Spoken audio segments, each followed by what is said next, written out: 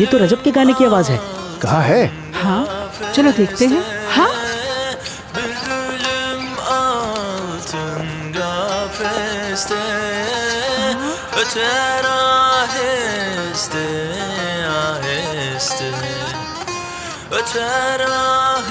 क्या गाता है रजब।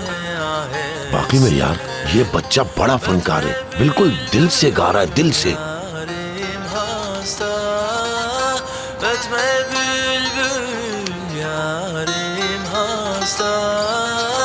Ah neyleyim şu ömrüme, hasret kaldım sevdiğime.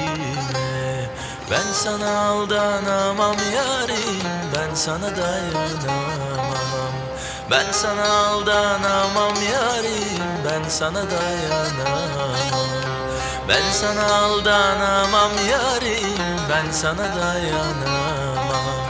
Ben sana aldanamam yarim, ben sana dayanamam. दोस्त हिकमत और इस्मत, फातिमा अम्मा, आप लोग क्या कर रहे हैं यहाँ पर? अरे बेटा, यहाँ पर एक जिद्दी दुम्बा है, उसे देखने आए थे हम। तुम्हें दिखा कहीं? ऐसा तो कुछ भी नहीं है यहाँ पर। मैं यहाँ 2 दिन से हूँ, मुझे तो कोई दुम्बा नजर नहीं आया। बेटा क्या तुम कभी अपना चेहरा आईने में नहीं देखते? आप मुझे कह रही हैं मैं हूँ वो दुम्बा? क्या फिर से बजाऊं मैं? बजाओ। जाओ और गाऊं भी? गाओ यार।